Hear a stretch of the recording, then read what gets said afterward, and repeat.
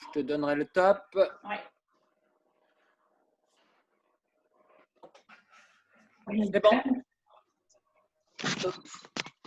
Bonsoir à tous, bienvenue dans ma cuisine. Donc ce soir, nous allons faire une tourte poireau au saumon et des petits panna cotta de foie gras, apéritifs pour les fêtes, qu'on posera donc sur le pain d'épices que nous avions fait ensemble mercredi. Donc on va tout de suite commencer la recette pour notre tourte en faisant d'abord notre fondu de poireaux. Pour ça, il fallait 3 blancs de poireaux. Donc, moi, je vais vous le faire dans notre e-cooking, dans notre robot. Si vous le faites à la casserole, il faudra le couper le plus petit possible pour qu'il ne s'arrête pas trop longtemps. Hein. En fait, il faut juste 5 minutes, 10 minutes de cuisson à la poêle pour le faire revenir. Donc, il vous faut également une échalote, une gousse d'ail que j'ai déjà préparée. Alors, on va mettre ça, moi, je vais donc mettre ça dans mon e-cooking. Voilà. Donc, je vais aller dans le mode manuel. Donc, le mode manuel, je rissole, je pétris, j'ai le turbo, j'ai le temps, les degrés, les vitesses. Alors, je vais mettre mon échalote, ma gousse d'ail, mes tronçons de blanc de poireau que j'ai coupés en grosses rondelles, hein, puisque du coup, je vais donner des petites pulsations. Alors, j'ai ma planche à découper souple qui est super pratique, elle est bien grande, vous avez vu. Elle se tord bien pour mettre dans les récipients et elle est anti-glisse en dessous. Voilà, alors, ça va faire un tout petit peu de bruit puisque je vais activer le turbo. Donc, voilà, 2-3 secondes.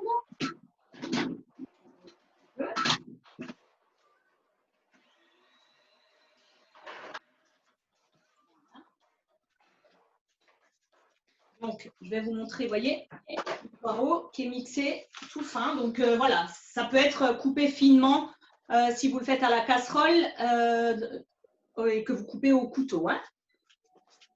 Donc, je vais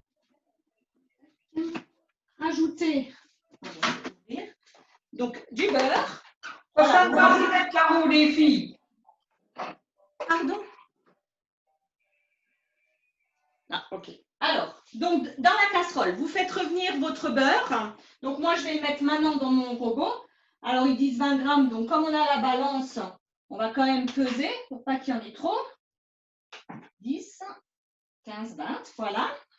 Donc, vous faites revenir votre beurre et vous rajoutez donc votre échalote, votre gousse d'ail, votre poireau, donc dans votre casserole à la poêle. Moi, du coup, vous rajoutez également, alors j'ai mis mon curcuma, donc les épices, hein, si vous aimez ce qui est curcuma, safran, vous en mettez. Sinon, juste un peu de sel, un peu de poivre. Pareil, ça c'est comme toujours. Hein. Assaisonnement, c'est vraiment au goût, à vos goûts, voilà, ce que vous aimez au niveau des assaisonnements. Hein. Des épices, c'est vraiment… Donc, c'est là qu'on met le safran si on en oui, a. Oui, oui, tout à fait.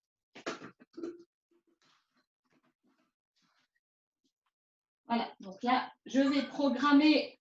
Donc, moi, donc là, au robot, c'est programmé 5 minutes. À la poêle, il faudra, je pense, à peu près une dizaine de minutes à mélanger. Donc là, c'est 80 degrés et vitesse 2. Ok, c'est parti.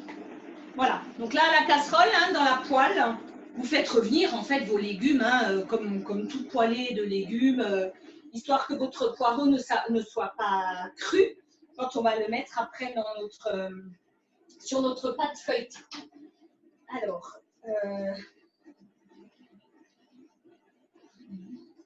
après, donc, on va préparer. Donc, vous les faites revenir 5 à 10 minutes. Plus vite, ils seront déjà saisis, hein, donc il y aura moins besoin de cuisson, moins de temps de cuisson. Après, vous pouvez déjà préparer votre… Alors, on va peut-être mettre, je vais mettre un petit peu de sel. Bon, pas trop, puisque le saumon fumé est salé, mais je vais quand même en mettre un peu. Voilà.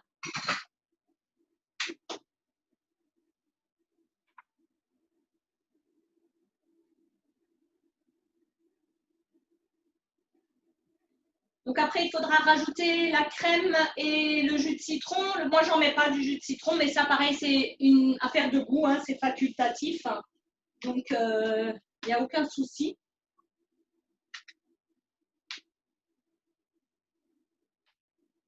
Vous pouvez commencer également à préchauffer votre four, donc à 180 degrés. Voilà.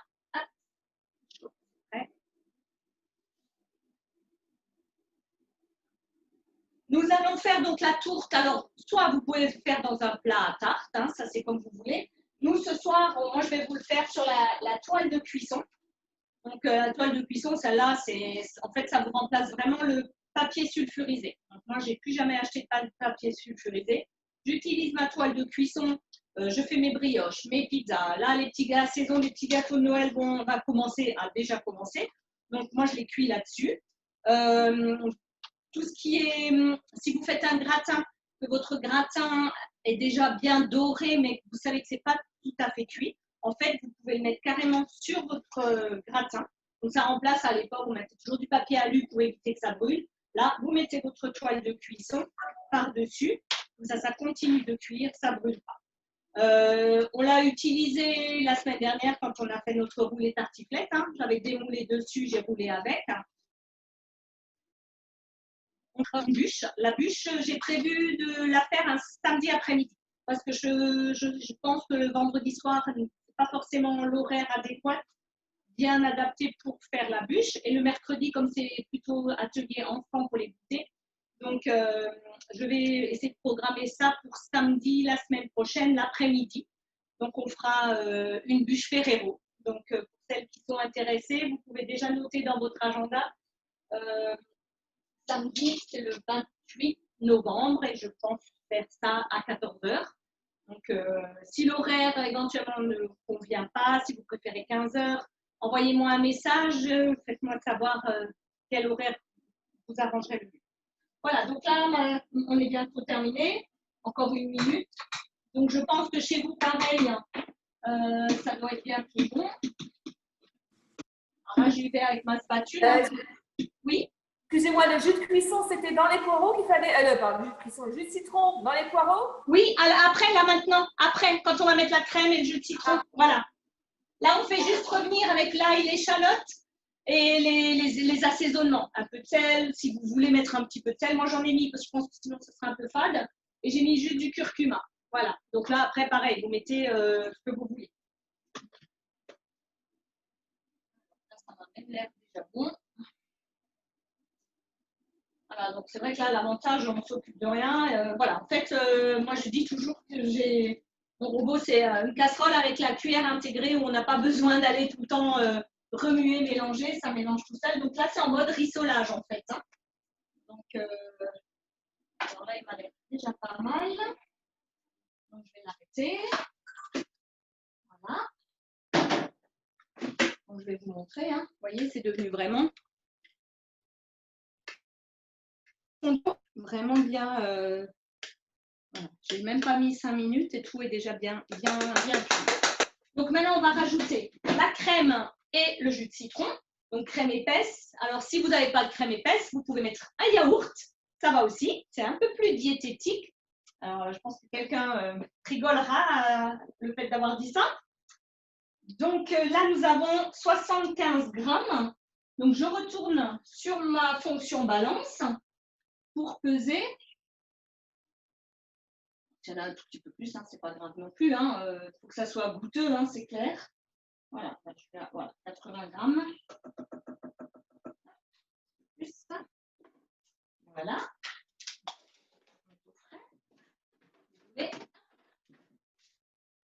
Et donc, là, je mélange juste. Alors là, il faut juste mélanger, hein, plus besoin que ça cuise longtemps. En fait, vous faites fondre votre crème, vous la mélangez. Donc là, chez moi, c'est juste programmé 30 secondes. Également à 80 degrés. Hein. Alors 80 degrés, c'est comme c'est induction, ça chauffe tout de suite, très vite. Hein. Vitesse 2, voilà. Donc là, ça va mélanger. Oh, ouais, super.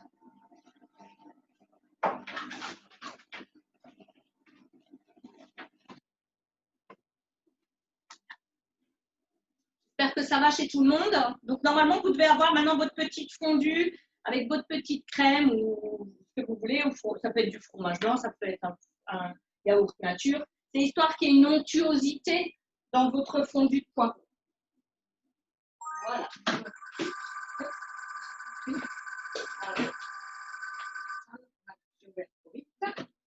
Voilà.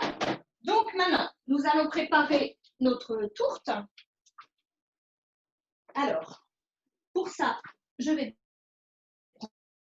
prendre déjà.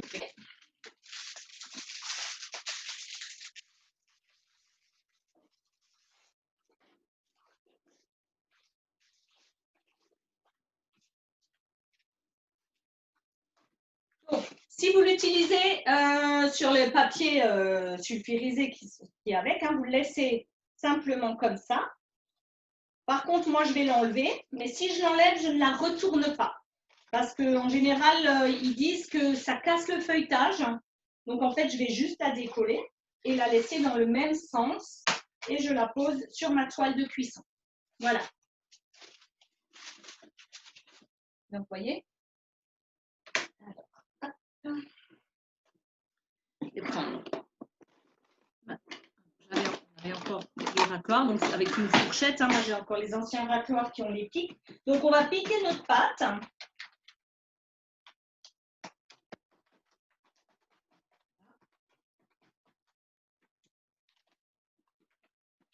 Vous la percez de petits trous à l'aide d'une fourchette. Nous allons prendre donc notre fondu de poireau qu'on va simplement étaler dessus.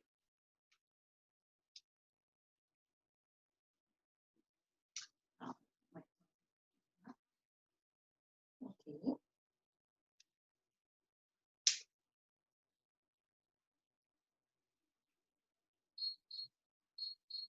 Oui, c'est vraiment tout simple. Hein. Donc là, on fait poireau, mais vous pouvez changer. Hein. Vous pouvez aussi rajouter des petites carottes râpées, toutes fines. On peut mettre les légumes qu'on veut. Hein. Mais poireau saumon, c'est vrai que ça va très bien. On a aussi, suivant, on proposerait d'autres tourtes, d'autres légumes, voilà, d'autres façons, mais peut-être en individuel, pas forcément une grande, comme on avait fait des petits croustades de poulet lors du premier confinement. Hein. Donc, c'est toujours des petites idées repas faciles, rapides, sympathiques. Et quand c'est en individuel, en fait, l'avantage, c'est qu'on peut parfumer aux différents goûts de chacun, si on n'aime pas forcément soit le légume qu'on met dedans, si on met du poisson, du saumon. Voilà. Donc, voilà. Donc là, vous voyez, j'ai juste étalé ma petite fondue de poireau. Et maintenant, alors, je vais vous montrer. Voilà. Hop. Et maintenant, je vais simplement poser mes tranches de saumon fumé dessus. Je vais tout laisser au frais parce qu'avec le four qui chauffe, il fait bien chaud. Voilà. Alors, donc là, pas besoin de prédécouper. Hein. Vous prenez vos tranches et vous les posez dessus simplement.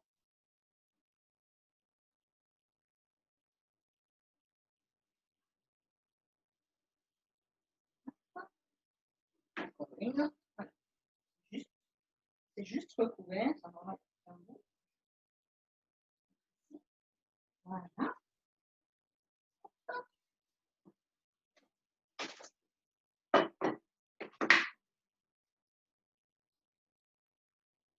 Voilà, donc j'ai posé simplement mon saumon dessus, mon saumon fumé.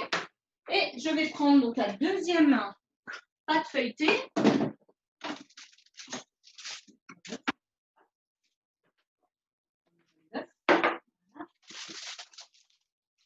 Donc on va simplement, alors en fait, on fait comme une galette des rois, hein, on fait une tourte.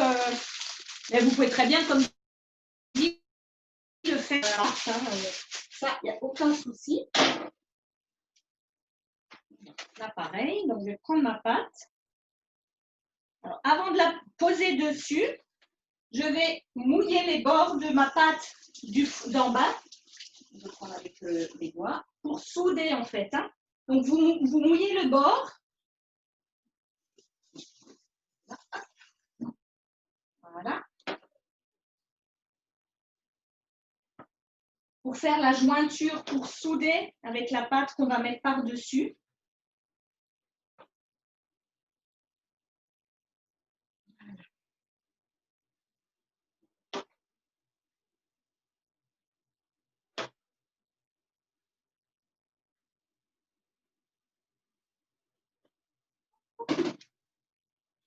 Là.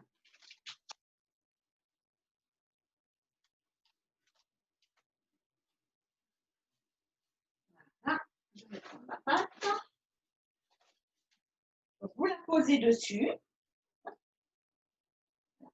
Et après, on va donc faire des jointures. Alors, comme en fait, je ne sais pas si on voit bien. Non, pas trop. J'essaie de faire ici. Voilà.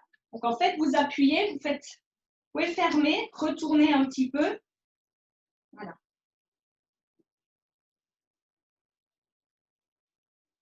Vous faites juste un petit rebord parce qu'en fait, si vous ne retournez pas, si ce n'est pas bien soudé, vous allez avoir le jus de votre crème qui va couler à l'extérieur. Alors que là, le fait juste de la retourner un petit peu. C'est pour ça, bon, dans un plat à tarte, ça, vous ne l'avez pas, puisque du coup, il y a le rebord. Hein. Mais voilà.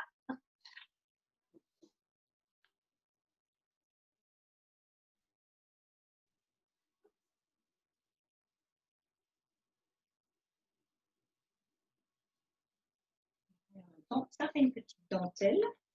Vous pouvez encore former en faisant des petits crans. Voilà.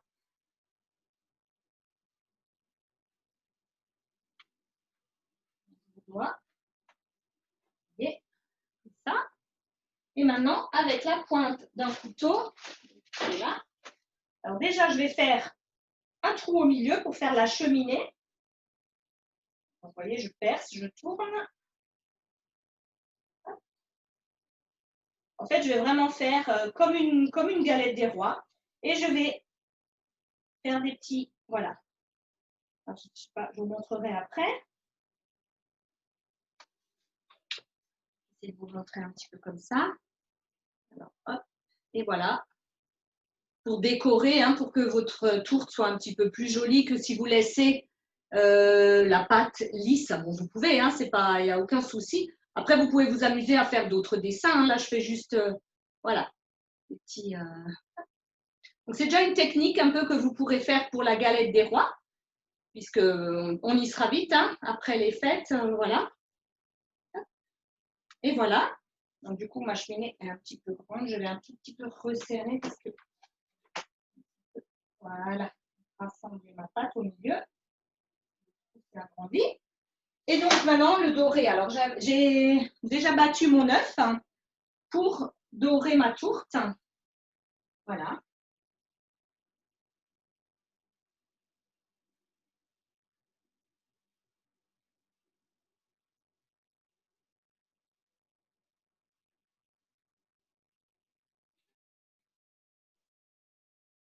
Au bord aussi, hein, pour que ça soit doré vraiment partout, partout, pas juste le milieu. Hein.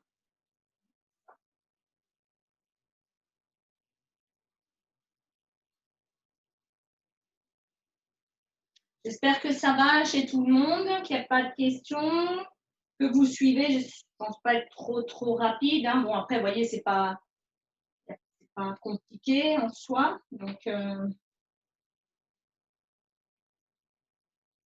et donc ça, voilà. Après, on va donc enfourner notre tourte 30 minutes à 180 degrés.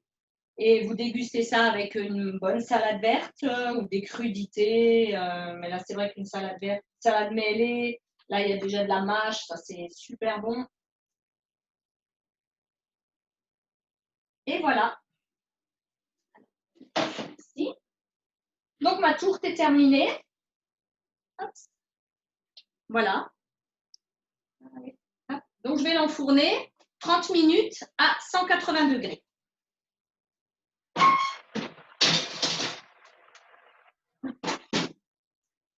Minuteur.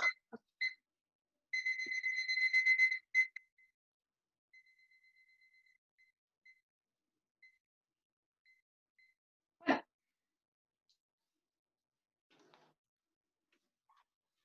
Donc, notre première recette est terminée. place. Et maintenant, on va passer à nos panna cotta de foie gras. Alors, je vais avancer ma casserole. La crème. Voilà. Donc, je vais, avant de commencer, alors, pour le panna cotta de foie gras, il nous faut 3 feuilles de gélatine. Donc, ces 3 feuilles, avant de commencer, maintenant, on va les mettre dans un récipient, dans de l'eau froide, pour les ramollir. Voilà.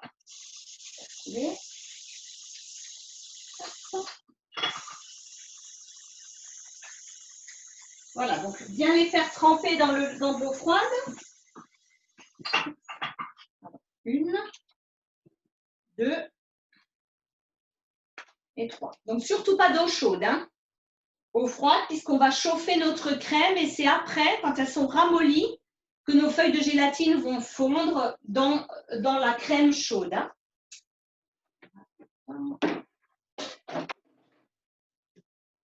Alors, pour ça, je vais utiliser ma petite balance. Je vais mettre ma casserole, je vais peser ma crème. Donc, pour ça, il nous faut 150 g de crème liquide.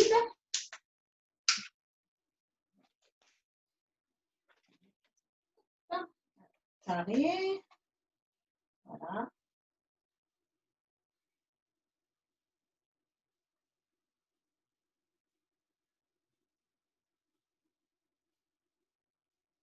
Donc, 150 g de crème liquide.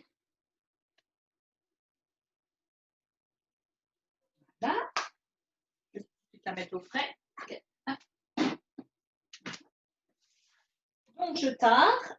Alors, le foie gras, alors j'espère que vous avez vraiment, j'avais bien noté le moins cher possible parce qu'en fait, on va le faire fondre donc, et le mixer. C'est vraiment pas la peine, ce serait même dommage de prendre du foie gras de trop bonne qualité et trop cher. Hein, puisque, donc moi, je trouve toujours des petites conserves. Alors, on en trouve dans les grandes surfaces, mais même genre Aldi, Lidl, voilà. La crème.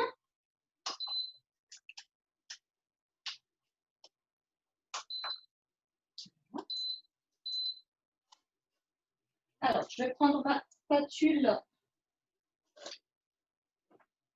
Celle-là, je l'aime beaucoup aussi. Hein, donc, c'est tout comme toujours. Hein, spatule qui résiste haute température. Là, vous pouvez aller dans la casserole avec. Ça ne craint rien. Alors, on fait chauffer la crème. Quand la crème est bien chaude, en train de frémir. Marie-Noël, combien de foie gras il fallait? C'est 200 grammes. Ok, merci. De rien. Alors, normalement, c'est des petites boîtes à manger. Moi, j'avais pris des 120 grammes. J'en ai fait déjà cet après-midi pour vous montrer tout de suite le résultat final. Ça manque de goût. Donc, 200 grammes, c'est vraiment la quantité qu'il faut. Hein. Si on en met moins, ils n'ont pas autant le goût du foie gras. C'est dommage. Voilà. Donc, là, je chauffe ma crème. Alors, ça chauffe vite.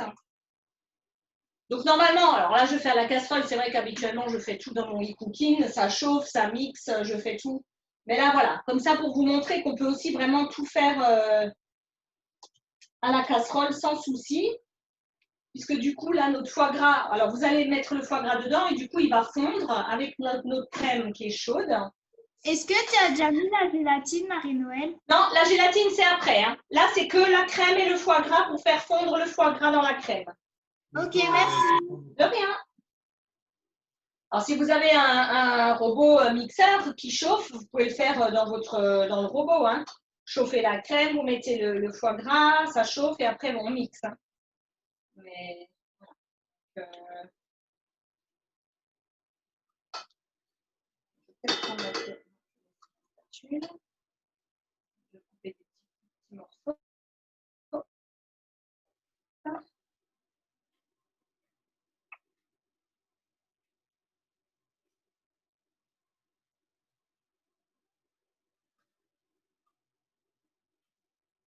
Alors, plus on coupe le foie gras en petits morceaux, plus vite ils font. Hein. Moi, j'ai laissé les morceaux un peu gros, j'ai l'habitude de mixer après, mais voilà, ça va c'est rapide, hein, ça va vite. Hein.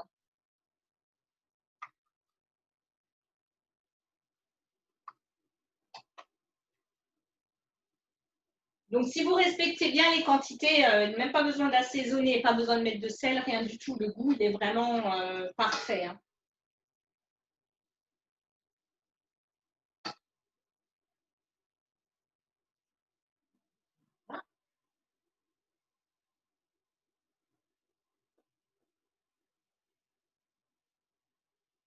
Là, je fais la spatule, j'aurais pu faire au fouet, hein, ça écrase mieux, mais bon, il n'y a pas de souci.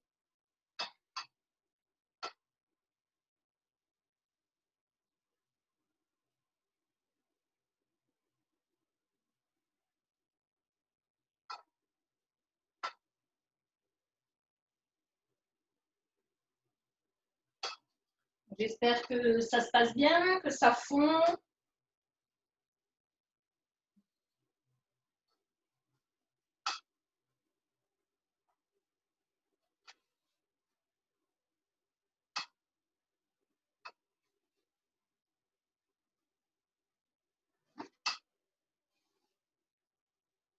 Donc, le but, c'est vraiment qu'il n'y ait plus de morceaux, parce qu'après, ça doit vraiment faire des petites panna cotta, des petits gélifiés. Donc,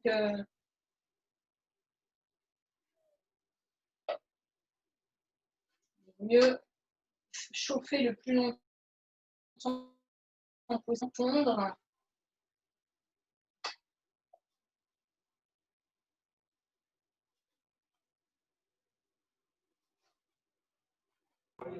Marie-Noël, ça épaissit un peu, c'est normal? Oui, baisse le feu pour que ça ne soit pas trop chaud. Ok, ouais. Ben, ça épaissit, oui, parce qu'il y a la consistance du foie gras, hein, c'est normal. Hein. Ok.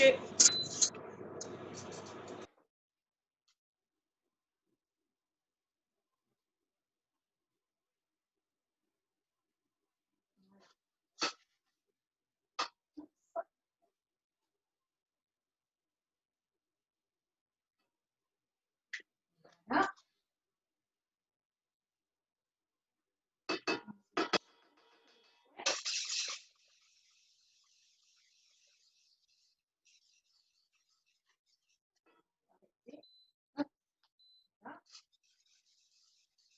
Donc là, moi, j'arrête le feu parce que c'est assez chaud.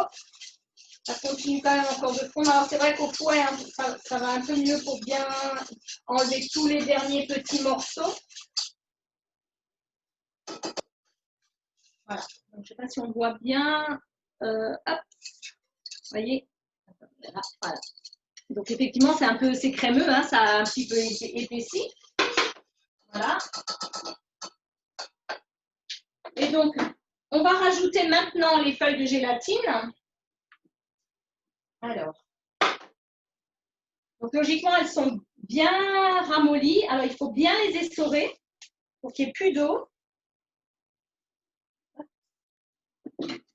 Et je vais les intégrer une à une et mélanger. Donc, du coup, elles vont fondre puisque votre crème, votre préparation est chaude. Et ça fond. La deuxième.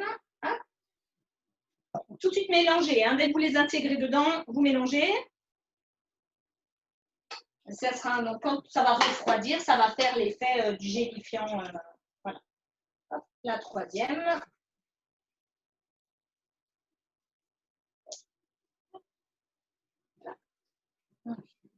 Bien. Je mélange bien pour ne plus voir de gelée, qu'elle est bien fondue, qu'il n'y en ait plus du tout. Voilà.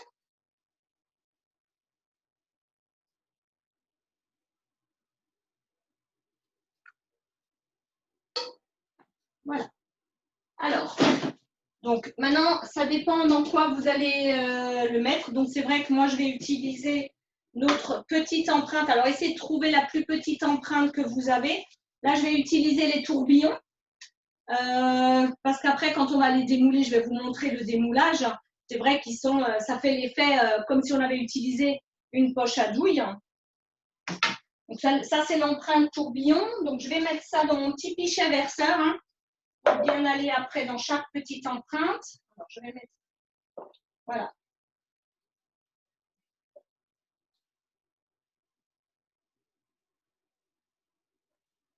Alors vous pouvez le faire à la cuillère. Après c'est clair que c'est un petit peu plus long dans les petites empreintes. Avec le pichet verseur, on verse directement dessus.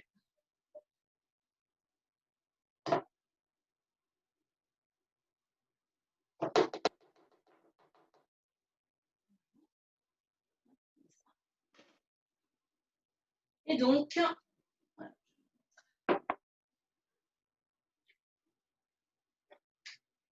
on voit bien.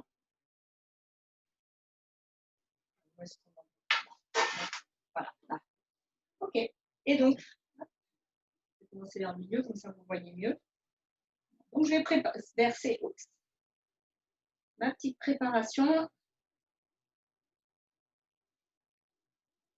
dans chaque empreinte. Alors après, si vous voulez le mouler peut-être dans des petites verrines, mais bon, après, pour le manger, c'est moins le démouler, ça sera peut-être un peu plus difficile.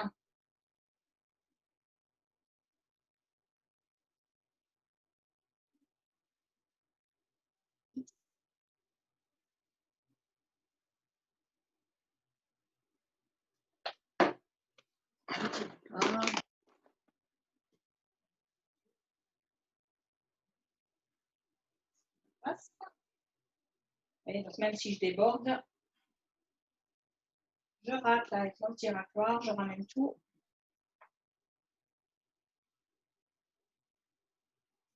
Je pense que ma crème, elle a un petit peu trop chauffé. C'est vrai que quand je fais dans le e-cooking, ma préparation est un peu plus liquide. Là, je pense que la crème, elle a un petit peu trop chauffé, donc un peu trop épaissi. Donc, voilà, il vaut mieux que ça soit le plus liquide possible.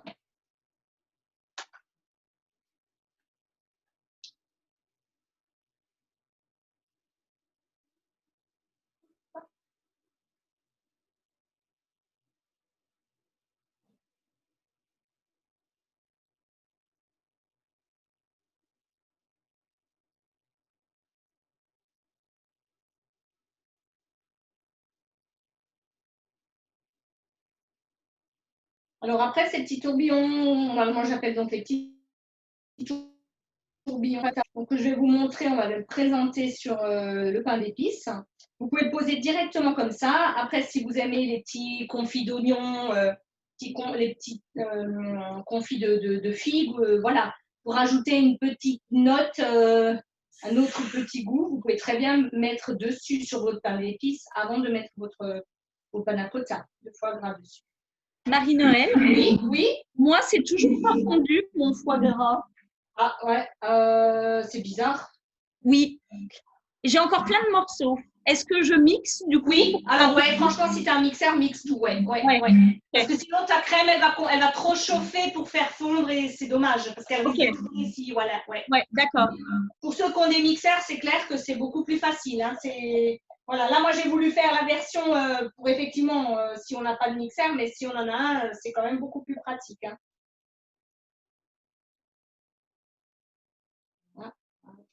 Je fais un peu moins que d'habitude, donc ça ne va pas tout me remplir. Parce que comme j'ai déjà fait une fournée aujourd'hui, alors sinon on en aura trop.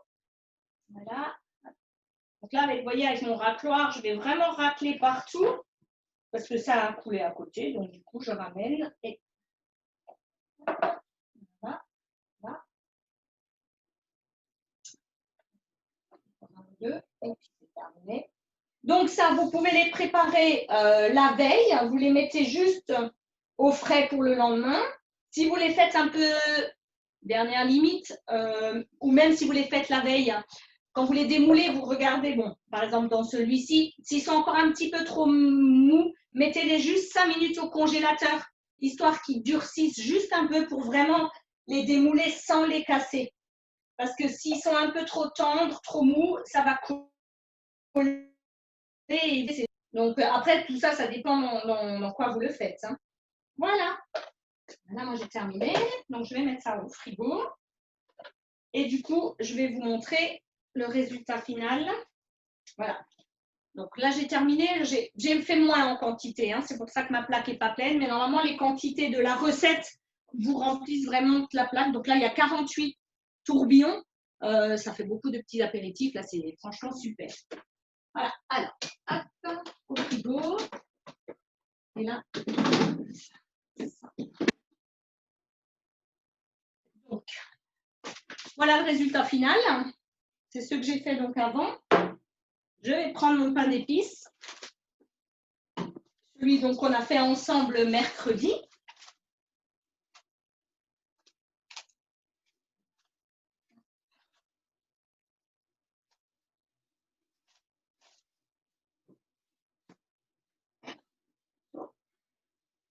Voilà, donc, alors, je vais couper une fine tranche de pain d'épices. Voilà, donc j'avais fait le grand cake. Hein, alors du coup, je vais couper en 4. Hop, voilà. Et je vais déposer par-dessus un petit panna cotta. Voilà. Je peux le faire en 3 parce que c'est grand. Voilà. Hop.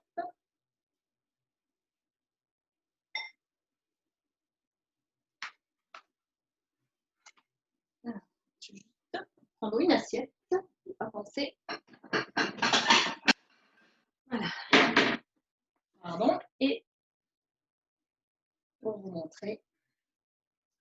Voilà.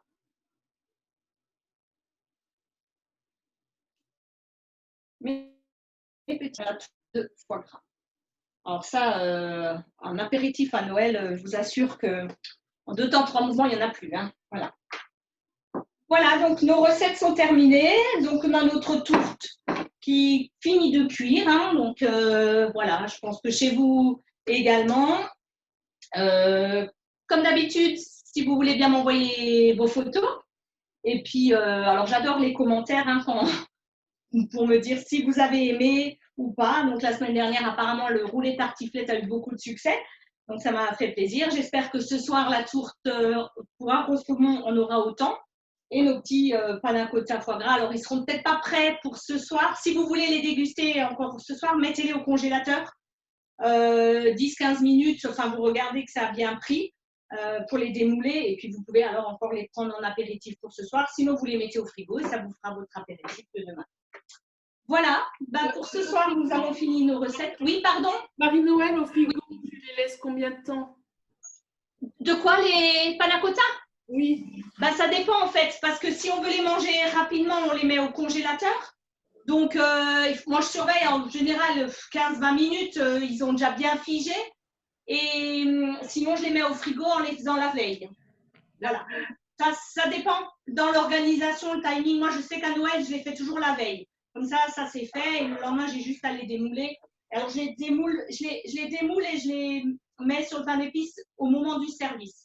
Je ne les fais pas trop à l'avance. Vraiment au moment où je les mets sur le plat pour quand on passe à l'apéritif. Voilà. Si vous avez d'autres questions ou pas? Non, apparemment non. Bah, écoutez, moi, je vous remercie. Nos recettes pour ce soir sont terminées. Je vous donne rendez-vous mercredi après-midi à 16h au Manala. Et donc, vendredi soir, 19h, je vais voir encore, je n'ai pas encore trouvé la recette, mais ça sera tout de suite sur l'application. Et donc, samedi après-midi, 14h, si pour vous tout est OK, pour faire la bûche Ferrero. Voilà, n'hésitez pas pour celles qui ont mes coordonnées, si vous avez des questions, appelez-moi. Sinon, je peux vous donner mon numéro de téléphone, voilà, donc ça sera dans la vidéo. C'est 06 67 15 63 93. Si vous voulez m'envoyer un message ou m'appeler, ce sera avec plaisir. Je vous remercie, je vous souhaite un bon appétit et une bonne soirée. Au revoir. Au revoir.